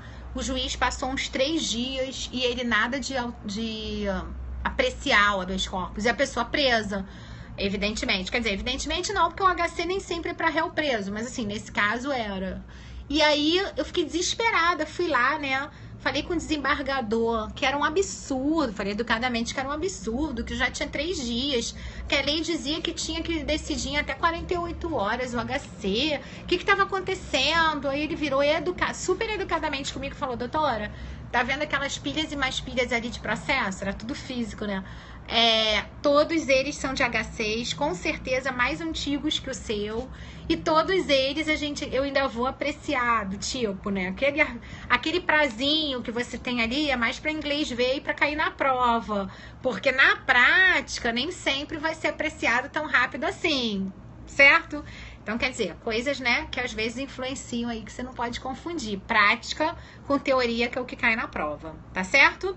Bom, acho que de prisão preventiva ficou bem claro, né? Vou abrir para perguntas aí, para depois a gente continuar mais um pouquinho. Só antes de abrir para as perguntas, deixa eu contar uma historinha de 1 minuto, só para você lembrar que você pode aí, você não vai mais esquecer a diferença entre temporária e preventiva. Uma vez eu estava numa Polinter, que é um local aqui no Rio, que ficavam presos provisórios, presos, né, de temporária, de preventiva, e aí eu fui visitar um cliente que estava preso lá, e quando eu entrei, assim, eu tava esperando lá o cliente, numa salinha com ar-condicionado, onde ficam os advogados. E aí, 2 polinteanos, né, 2 presos, na verdade, estavam conversando entre eles e um dizia assim: isso é real, isso aconteceu na Polinter de Neves. Quem é de São Gonçalo, de Niterói, vai saber do que eu tô tratando, de onde é que eu tô falando. E aí eles conversavam, parecia que estavam brigando, né? Falam alto, com gíria. E aí um virou pro outro e falou assim: e aí, mané? Aí, tu é mó mané, né? Aí o outro: ih, tá me chamando de mané por quê? Ah, tu é mané, porque você tá na tal da preventiva. Aí o outro: e tu? É um tu pra cá? E você? Não tá também na preventiva e também não tá preso? Não tô na preventiva, não. Eu tô na temporária. 5 dias. Olha isso, gente. Estão achando que é mentira? Verdade verdadeiríssima. Eu me lembro que a estagiária tava comigo, olhou assim e falou: caraca, eles sabem tudo de processo penal, né? Eles sabem a diferença de temporária para preventiva. Por que ele tava tirando onda com o outro? Porque ele tava falando assim: eu tô melhor que você porque eu tô na temporária, 5 dias. Você tá ferradão mesmo porque tá na preventiva. O que a gente estudou na aula de hoje? Gostaram, né? Eu tenho que, né, dar um jeito pra vocês não dormirem, né? Tudo bem que a minha matéria é ótima, né? Processo penal. Mas, pô, e aí, né? Então, olha só. A preventiva, o prazo é indeterminado. Aí, pois, parte mais legal da história, ele vira-se pra mim e diz assim: não é, doutora? Tipo, né? E aí? Confirma? Aí eu, né, com aquele cara de paisagem, apesar de ter umas mechas e ser loura, né? Pensei rapidamente, pensei assim: bom, acho melhor concordar com ele, né? Porque se ele tá tirando onda com o outro, ele deve mandar aqui na parada mais que o outro, né? Por quê? Porque meu lado professor iria responder assim: depende. Por que depende? Porque, às vezes, a temporária pode ser convertida em preventiva. E, às vezes, o que está na preventiva pode acontecer o quê? Pode ter a revogação da preventiva. E vamos combinar, né? Se ele já estava com melhor comportamento, já estava até abrindo a porta ali para o advogado quando chegasse, ele tem bom comportamento. E aí significa que ele estava na temporária de um dos crimes dele. Porque se fosse um crime só, ele só estaria ali 2, 3, 4 dias. Entenderam? Então, quer dizer, é fogo, né, gente? Com isso você não... Se eles sabem tudo e sabem a diferença de temporária para preventiva, você já sabe que você não pode esquecer na prova, tá? Bom, então a gente tá falando, já falou de flagrante, de temporária e de preventiva. E aí, só para dar uns 3 minutinhos, 5 minutinhos aí de um breve intervalo na parte teórica, né? Já que tá aí acelerado. Coraçõezinhos aí no ar, tem perguntas aí no ar, da parte aí que a gente já estudou? Quem é que tá por aí, pra gente continuar aí essa meia hora final? Crimes hediondos e equiparados, que você quer saber o que, Wilton? O prazo da prisão temporária nos crimes hediondos e equiparados serão 30 dias, prorrogáveis por mais 30. Flagrante diferido, pois é, aí ele é mais utilizado na doutrina. Eu não vou tocar nessas outras espécies, porque na primeira fase da OAB, que é o propósito aí principal da aula hoje, não teria aí muita aplicação, tá? A gente combinou outra aula para falar sobre isso. Como é que é? Qual é a pergunta, Leandro? Repete aí. O outro pergunta, se o cliente e o advogado podem conversar particularmente? Podem. Ele não pode ficar incomunicável. Preventiva seria para perigo de fuga. Normalmente, quando tá comprando testemunha, ameaçando testemunha, normalmente para essas finalidades aí. Quem mais tá por aí? Mais perguntas, gente? Firme e forte aí nas prisões cautelares.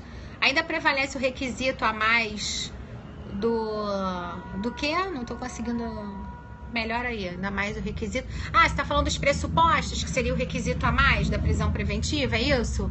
Sim, prevalece que teria que ter aí realmente os pressupostos do finalzinho do 312. Se a temporária for ilegal, eu peço relaxamento? Ah, boa pergunta, olha só. No caso de temporária ilegal ou legal, o entendimento que prevalece é que seria também pedido de revogação. Então, olha só, a gente estudou que o pedido de revogação é específico para prisão preventiva, mas por analogia, e pode-se utilizar analogia no processo penal, está expresso no artigo 3º, por analogia, poderia ser também pedido de revogação no caso de prisão temporária, seja a prisão temporária legal ou ilegal. Só não vai pensar assim os adeptos daquela corrente que eu falei aí no início, que entendem que para qualquer prisão ilegal, não só a prisão em flagrante, e aí entraria temporária ilegal, preventiva ilegal, os adeptos daquela doutrina de que para qualquer prisão ilegal caberia relaxamento, tá certo? Tem algum macete para gravar quais os crimes são cabíveis nas temporárias? Não, na verdade, assim, você dá uma olhadinha lá na temporária e você verifica que são crimes que não são tão graves assim. Então, você sempre tenta pensar em pena mais ou menos até 4 anos. Por quê? Porque pena máxima maior que 4 anos normalmente já vai para preventiva. Poderia até ir direto para preventiva. Cabe preventiva para descumprimento da medida protetiva? Cabe. A gente já vai falar sobre isso aí. Eu vou falar um pouquinho aí de medida cautelar. A prisão em flagrante não tem prazo de duração previsto em lei? Pela lei, não. O prazo que tem é para comunicar sobre a prisão em flagrante ao juiz, ao MP, aquelas pessoas lá indicadas no artigo 306. Deixa essa aula disponível. Estão me aturando assim, Bom, eu não sei como é que faz. Eu vou falar aí com o pessoal do Amo Direito para ver como é que faz aí para ficar disponível, prometo. Quem pode converter a prisão temporária para preventiva é de ofício? Ah, boa pergunta. Olha só. A prisão temporária, ela não pode ser decretada de ofício. Não foi o que a gente estudou? Convertida de ofício também não pode. Tem que ser a pedido de alguém. Quem mais tá por aí? Ai, obrigada. Vocês que são um máximo aí, um carinho e tanto. Sistema financeiro, lesão provocada pelo delito. Isso ainda é requisito, sim.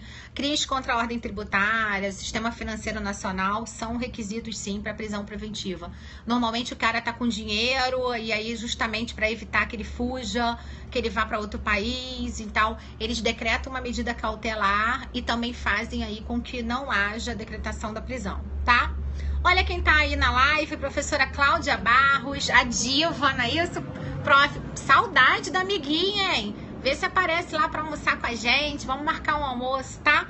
Um super beijo, gente. Professora Cláudia Barros na área, professora top de Direito Penal, feríssima, aprendo todo dia com ela aí nas lives dela. Enfim, um grande beijo, Claudinha. O acusado se encontra... Bom, o que mais? Mais alguma pergunta, gente? Senão a gente continua aí com a Andréia por aí. Andréia, te amo, um beijo. Vamos lá pra Avenida Paulista fazer umas comprinhas e dar aula lá no curso, hein? Quero ver, hein? Bom, vamos lá. Bom, vamos continuar então, tá? Mais meia horinha aí de aula e aí eu já deixo vocês dormir, prometo. Então, vamos lá. Então, a gente tratou da prisão em flagrante, prisão temporária e da prisão preventiva. Toca o barco, vamos lá. E aí, o que que acontece?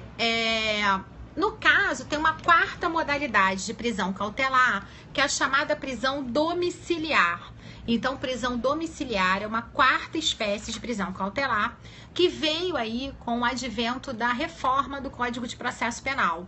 Ela está prevista em 2 artigos, então era bom vocês lembrarem aí do artigo 307 e do artigo 318.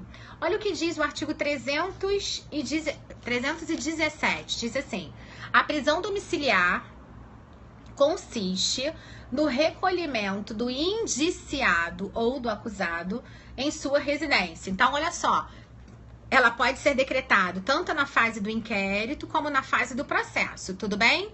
Depois, nós temos o 318, que diz assim: poderá o juiz substituir a prisão preventiva pela domiciliar quando o agente for, inciso 1, maior de 80 anos. Então, quando o agente for maior de 80, cabe prisão domiciliar.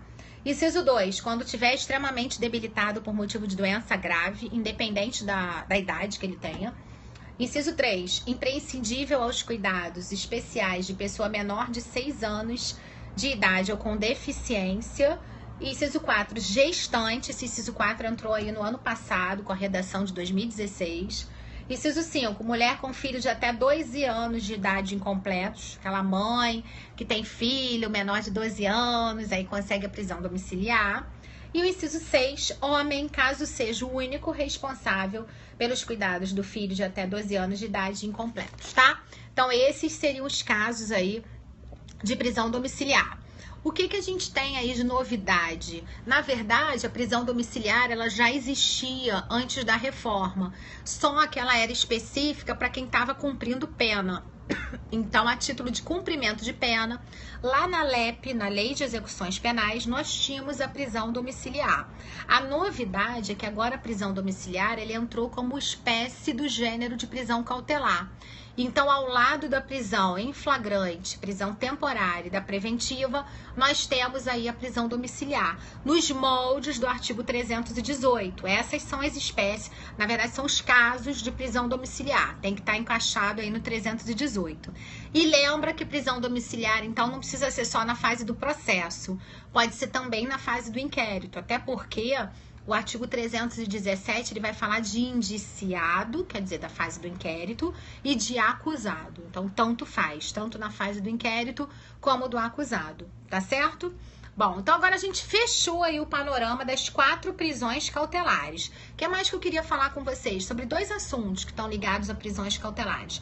O primeiro deles, que alguém tinha até perguntado aí, eu falei que ia conversar daqui a pouquinho, era sobre as medidas cautelares diversas da prisão. Com a reforma do Código de Processo Penal, nós passamos a ter medidas cautelares que são diferentes da prisão, que são para evitar a prisão. Então, como é que vocês têm que imaginar? A prisão é a exceção, não foi isso que a gente estudou? Prisão é a exceção. Então, a prisão está lá na frente, aqui atrás está a liberdade. Enquanto o cara está livre, o que acontece? Não é decretada prisão nenhuma, mas tem casos que tem um meio termo, que o juiz pensa assim, eu não quero deixar ele soltinho da Silva, mas eu queria decretar alguma coisa, não quero prender também, não chega a ponto de querer prender. Qual seria essa alternativa, esse meio termo? Seria decretar uma medida cautelar. Que medidas são essas e onde estão previstas? Elas estão elencadas no artigo 319 do CPP. Artigo 319. O 319 diz assim: são medidas cautelares diversas da prisão. E aí narra todas. Eu vou falar sucintamente aí, porque são várias. Diz assim: primeira, comparecimento periódico em juízo, no prazo e nas condições fixadas pelo juiz para informar e justificar atividades. Então, aquele comparecimento todo mês ou de 2 em 2 meses, lá no juízo, no cartório, para você realmente assinar um termo de que está na área, está comparecendo. Inciso 2, vamos convidar os seguidores aí, coraçãozinho no ar. Inciso 2, proibição de acesso ou frequência a determinados lugares, quando, por circunstâncias relacionadas ao fato, Deva o indiciado ou acusado permanecer distante desses locais para evitar o risco de novas infrações. Então, por exemplo, durante um jogo de futebol, a pessoa foi lá e cometeu um crime, ou no baile funk, ou num show de rock. E aí, normalmente, o que o juiz vai fazer como decretação de medida cautelar? Ele vai decretar medidas que sejam para evitar que a pessoa frequente aqueles lugares durante determinado período. Ele não vai no estádio, ele não vai naquele local. Trava demais é porque é muita gente assistindo aí pelo Amo Direito, que o Amo Direito tem um público aí forte, e aí acaba que qualquer coisinha vai travando. Vamos tentar diminuir aí pra gente acabar direitinho a nossa live, tá? Então, olha só. Inciso 3, continuando aí as medidas cautelares. Proibição de manter contato com pessoa determinada quando, por circunstâncias relacionadas ao fato, deva indicá-lo, o indiciado, desculpa, né? Essa hora já tô assim, lendo até errado. Deva o indiciado ou acusado dela permanecer distante. O inciso 4 é proibição de ausentar-se da comarca. O 5, recolhimento domiciliar no período noturno, etc. O 6, suspensão do exercício da função pública. O 7, internação provisória. E o 8, fiança. E aí tem o 9, que é o monitoramento eletrônico, que é a famosa pulseirinha ou a tornozeleira, tá? Então, olha só, gente, o que acontece? Mais de 2.000 pessoas aí na nossa live. Vambora. Vamos continuar aí convidando os seguidores e mandando coraçãozinho.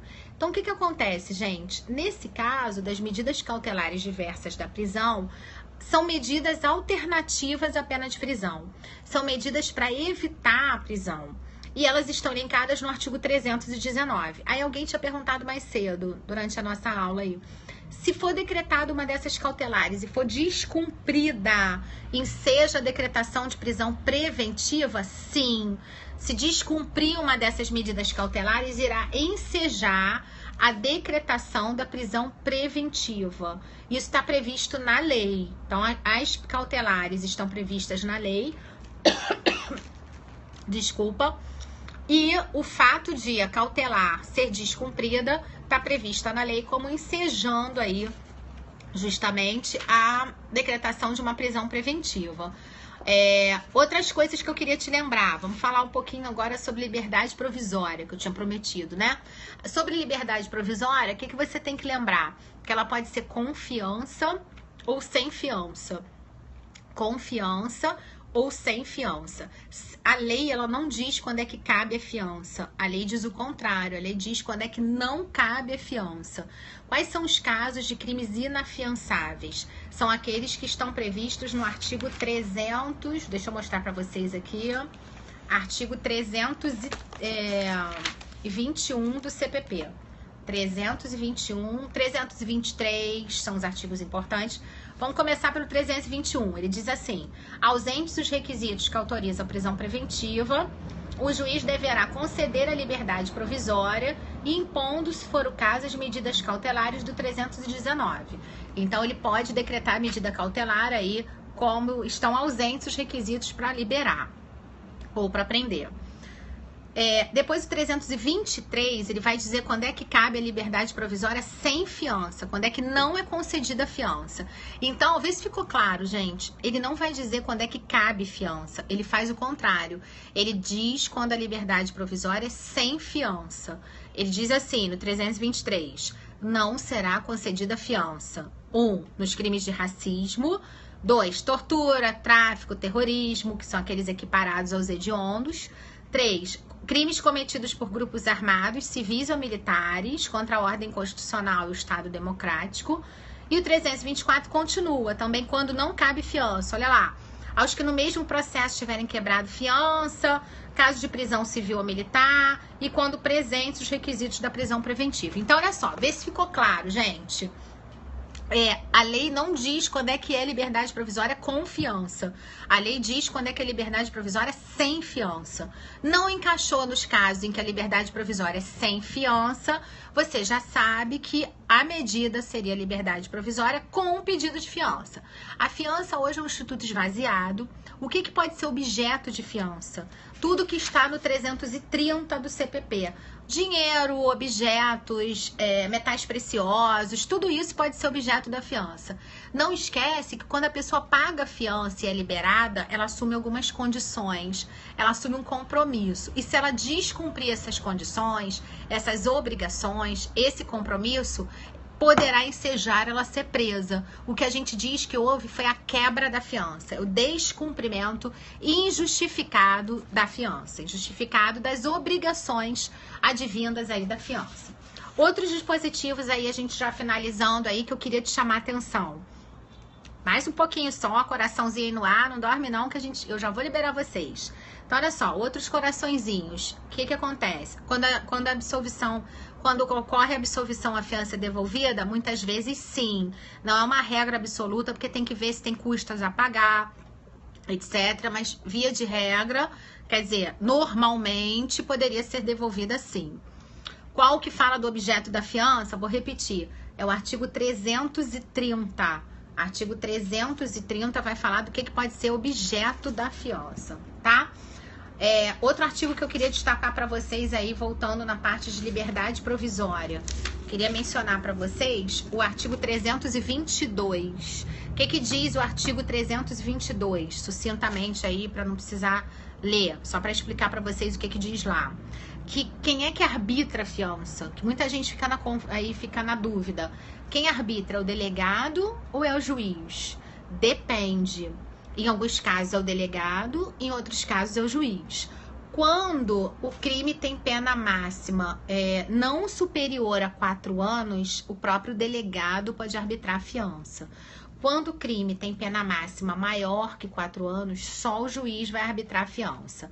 Então, olha lá, olha o que diz o 322, que ele é importante. Diz assim: a autoridade policial somente poderá conceder fiança nos casos de infração cuja pena privativa de liberdade máxima não seja superior a 4 anos. Então, nesses casos, o próprio delegado arbitra a fiança. Então, o próprio delegado poderia arbitrar aí a fiança, ok? Vou bloquear aqui o indivíduo, né? E ainda caiu meu celular, atrapalhando aí na aula. Bom, e no caso do 322, parágrafo único, nós temos aí o que só o juiz poderia arbitrar a fiança, quer dizer, a contrário senso, quando o crime tiver a pena máxima maior que 4 anos. Então, pena máxima menor que 4 anos, o delegado arbitra a fiança. Pena máxima maior que 4 anos, só o juiz que poderia arbitrar a fiança. Ficou claro, gente? Deu para entender aqui? Deixa eu só consertar aqui, pra gente fazer o finalzinho da nossa live aí, tá?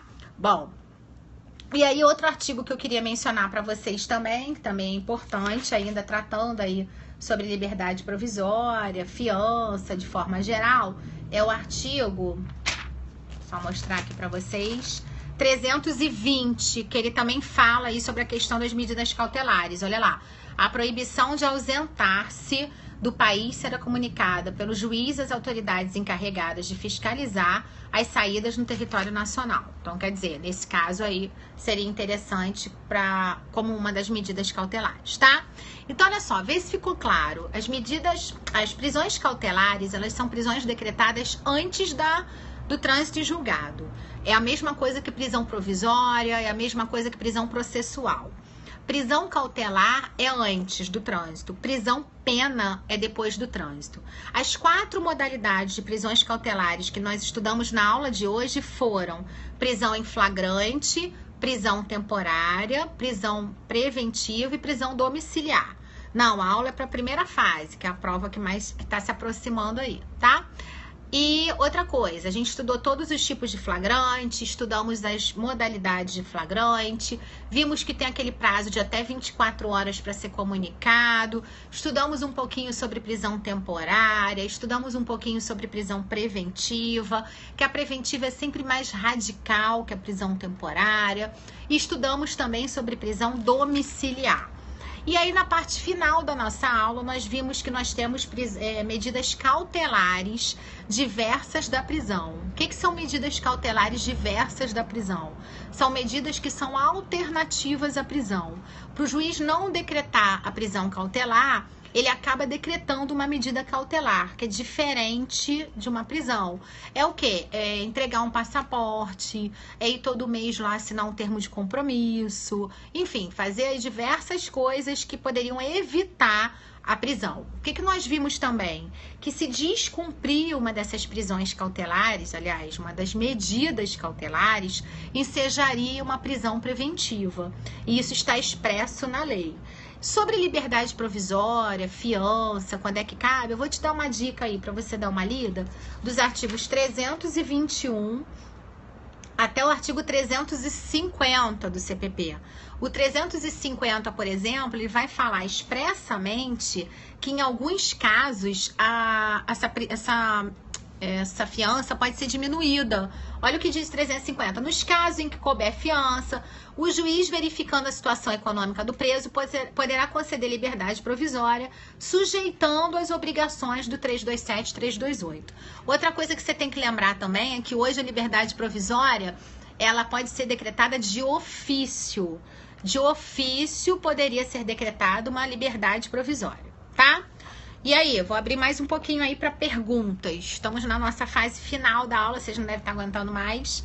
Bom, antes de abrir para perguntas, eu queria que alguém colocasse aí o meu Periscope, que hoje a gente está. Quero agradecer ao Mark e a todo o pessoal aí do Amo Direito. Está aqui com vocês nessa parceria do Portal F3. Mas eu queria colocar aí meu Periscope. Alguém coloca para mim? @BiaAbraão. @BiaAbraão. O meu Instagram, para quem não me segue, para seguir, eu sou professora de Portal F3, de processo penal, dou aula na graduação, doutoranda, nas horas vagas também, né? Eu sou, advogada, tô brincando, né? Mas a gente, né, faz aí um pouquinho de cada coisa. Então, o @BiaAbraão, isso aí. O Instagram é o do curso, é Prof. Beatriz Abraão, se alguém puder botar. E o Facebook é Beatriz Abraão 2, tá? Lindo e loura nas horas vagas, adorei. Dou aula na graduação, meus alunos da Mackenzie estão por aí, meus alunos da Estácio, meus alunos da FGV, tenho alunos espalhados por tudo que é lugar. Meus alunos lá do curso, enfim, cadê o povo aí? Gostaria de acompanhar desde o início, vou te seguir. Ai, segue sim, que aí, olha só, a gente combina. Bom, então, como eu tava falando aí, vou esperando as perguntas enquanto isso. Da Estácio, um beijo. Quem é que tá por aí? Flávia. Oi, Flavinha! Saudade, um super beijo. Aluna da Mackenzie. Até quando pode ser considerada prisão em flagrante? Então, tem aquelas expressões lá, logo após, logo depois, que geram dúvida. A jurisprudência tem para ambos os lados, assim, há quem entenda que são alguns dias, há quem sustente que tem que ser um curto período de tempo, depende do lado que você esteja aí. Tem expressões que são dúbias, logo após, logo depois, que estão lá no artigo 302 do CPP, tá? Bom, mas olha só, voltando, tem que treinar nas questões. Gente, então dá uma olhadinha nas questões anteriores, animar vocês para fazer segunda fase em penal. Alguém comentou ali, deixa eu só lembrar uma coisa aqui. João Pessoa, tô louca pra ir pro João Pessoa, os professores que foram e adoram o povo de lá, o povo daí de João Pessoa, tô louca pra ir também. Olha só, gente, vamos falar só pra gente finalizar aí de alguém que tinha perguntado da audiência de custódia. A audiência de custódia é uma audiência que agora, quando a pessoa é presa em flagrante, ela é feita em até 24 horas ou 48 horas depois. Por que eu não explorei tanto essa questão da audiência de custódia, apesar dela ser importante em si? Porque ainda não tem legislação sobre isso. Então, quer dizer, tem menos chance, menos e praticamente quase nenhuma chance de entrar na prova. Hoje ela é conduzida, ela é com base no Pacto de São José da Costa Rica. Então, quer dizer, não tem legislação e por isso não seria ainda aplicada em todos os estados. E como a prova é unificada, né, a gente não tem como utilizar isso, tá? Vai fazer penal na segunda fase? Poxa, fico feliz. Lá no portal temos eu, a professora Cláudia Serpa, o professor Sandro Caldeira. professora Isabela, que é de Salvador, todas as peças são por minha conta. A gente vê desde procuração até revisão criminal, vai ver todas as peças, mamão com açúcar. Aliás, tem algum aluno aí da segunda fase? Não se manifestaram, tenho certeza que deve ter por aí. Repete sobre a audiência de custódia. A audiência de custódia, como eu estava falando, ela é baseada no Pacto de São José da Costa Rica. Ela não tem legislação própria ainda. Então, como a prova é unificada, nem todos os estados estão aplicando, até porque não tem legislação. Então, é muito temerário a gente ficar estudando isso, porque tem chance quase nula de cair em primeira fase. Mas se virar legislação, né, e com certeza a gente vai ter aplicação. Uma audiência onde a pessoa que é presa em flagrante, ela é levada à presença de um juiz para ser interrogada.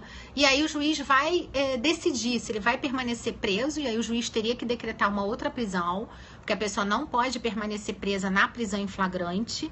Isso não só na audiência de custódia, em qualquer situação. Se ela é presa em flagrante, se o juiz entender que ela tem que permanecer presa, ele vai ter que decretar outra prisão, temporária, preventiva, etc. É o momento que, então, o juiz decide isso. É ótimo para o indiciado, para o réu, enfim, para o preso em flagrante, porque ele tem a oportunidade de estar frente a frente, de ser interrogado por um juiz. Coisa que no papel, o juiz lendo o auto de prisão ou entregando a nota de culpa, seria muito mais difícil para ele ser solto. E aí, gente, o que mais? Bom, acho que deu para pegar um pouquinho aí sobre as prisões cautelares, né? Quem tá por aí? Wilton.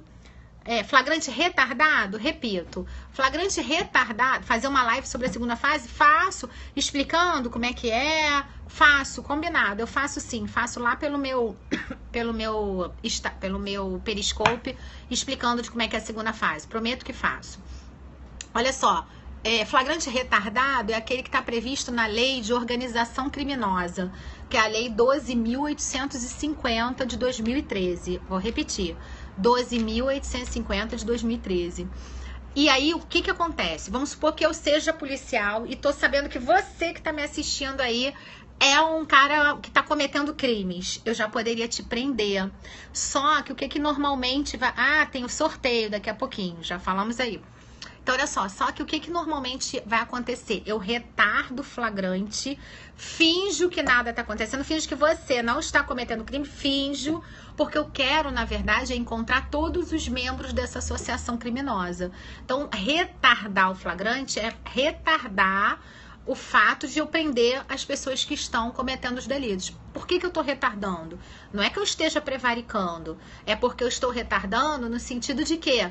De que eu estou facilitando para encontrar os outros membros da associação criminosa, tá? Olha a Lei 12.850, foi a primeira lei que falou de delação premiada. Dá uma olhadinha lá que fala da questão do agente infiltrado, fala de ação controlada, é uma lei importante para a prova, hein? Vai fazer a segunda fase em penal? Que legal! Seja bem-vindo. Gente, vamos nos animar aí para fazer, vamos se animar para fazer a segunda fase em penal. Crime compensa, no bom sentido. A gente costuma acertar todas as questões da prova. Não é que a gente é vidente, não. É que a gente acaba ficando nesse meio aí há tanto tempo que a gente vem mais vai meio que tentando adivinhar o que o examinador vai querer. Nossa, eu me lembro assim que recentemente caiu contra-razões.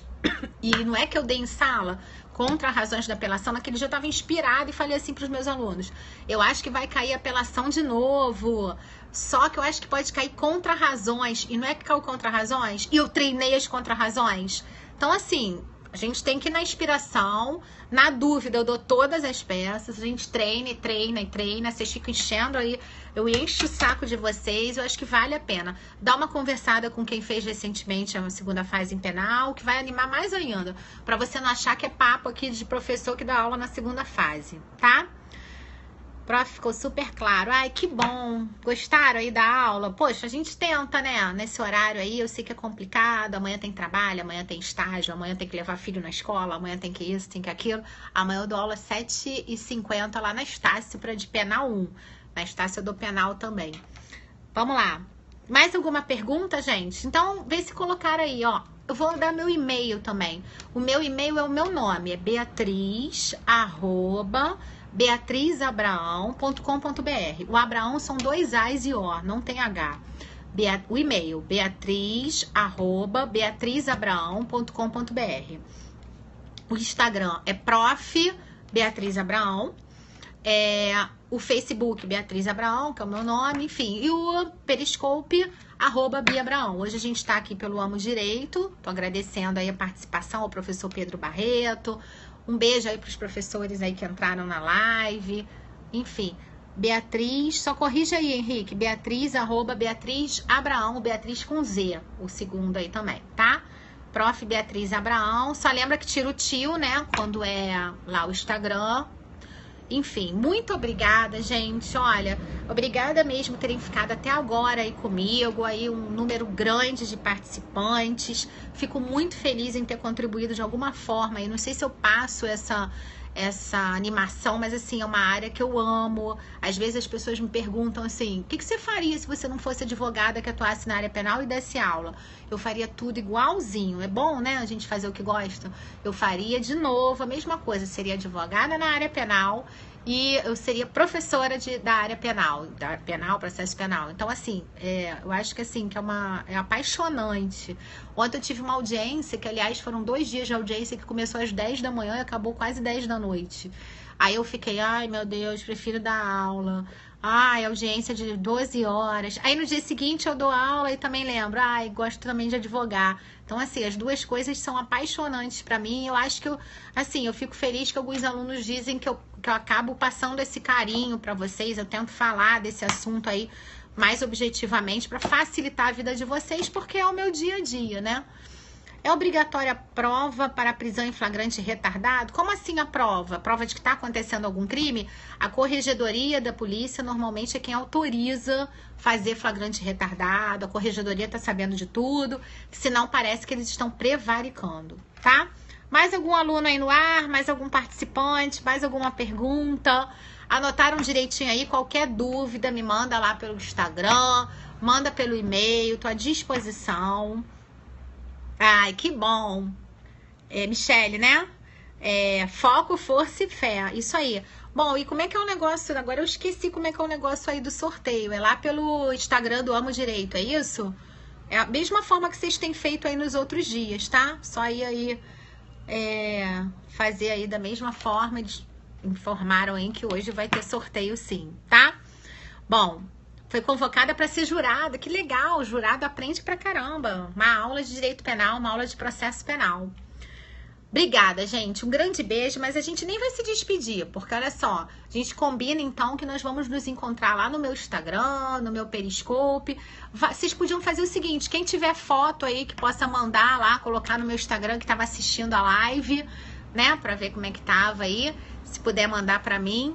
E outra coisa, mandar também algum tema lá, sugerindo como é que pode ser uma live. A gente pode combinar uma vez por semana, pelo menos. Eu prometo que a gente poderia fazer aí uma live pra contribuir ainda mais pra vocês. Vou pra São Luís, sim, tá? Bom, gente, um super beijo pra vocês. Obrigada por terem ficado comigo aí nessa companhia. Muito obrigada mesmo, tá? Qualquer dúvida, podem entrar em contato aí comigo pelo Instagram do curso, pelo e-mail, de alguma forma aí vocês me acham, combinado? Um super beijo pra vocês, um bom descanso, estudem, é com os estudos que a vida muda. O professor Pedro Barreto sempre fala isso e olha, pra mim aconteceu também da mesma forma. Só finalizando aí com a minha vida, com a vida como ela é. Eu fiz Emerge, fiz Escola da Magistratura, publiquei livro, fruto dos meus estudos. Já tô no 5º livro publicado, fiz mestrado, fiz doutorado, tenho um escritório hoje de peso no Rio de Janeiro, na área criminal, enfim, tudo que eu conquistei. E olha que eu tenho vários parentes que atuam na área, parentes até importantes, influentes na área jurídica, mas olha, eu posso falar de carteirinha, que eu nunca ganhei, nunca recebi nada por ajuda de ninguém. A ajuda que eu tive foi dos meus estudos. Publiquei o livro com os meus estudos, eu fiz o livro, eu ralei, eu escrevi folha a folha, eu comecei a dar aula pelos meus méritos. É tão legal você poder falar isso, e é tão legal poder repetir isso pra você que tá aí do outro lado, que às vezes fica pensando assim, ai meu Deus, será que meu dia vai chegar? Ai meu Deus, será que eu vou passar na próxima prova? Ai caramba, como é que eu vou fazer? Tem uma hora que parece que tudo, né, conspira contra, vem aquele pessoal assim que fala, não faz mais não faz mais isso não. Faz sim, a sua hora vai chegar, o estudo O estudo ninguém tira de você. As coisas acontecem de verdade quando você estuda, quando você tem um objetivo. Eu posso falar isso de carteirinha. Então, assim, deixa aquele pessoal baixo astral de lado, vai se animando, porque, olha, estudo é o que realmente compensa. E olha, não adianta você ser um estudante a mais de direito, não adianta você ser um candidato a mais, você tem que ter um diferencial. E para isso você tem que estudar bem, para isso você tem que realmente ler bastante na área jurídica, você tem que ser diferencial. Você tem que ter um diferencial. Tendo esse diferencial, realmente você vai ter o seu lugar ao sol, tá bom? Bom, gente, um grande beijo para vocês. Boa noite, bom descanso e a gente se encontra aí novamente em outros periscopes, por aí, enfim, um super beijo pra você. Tchau, tchau.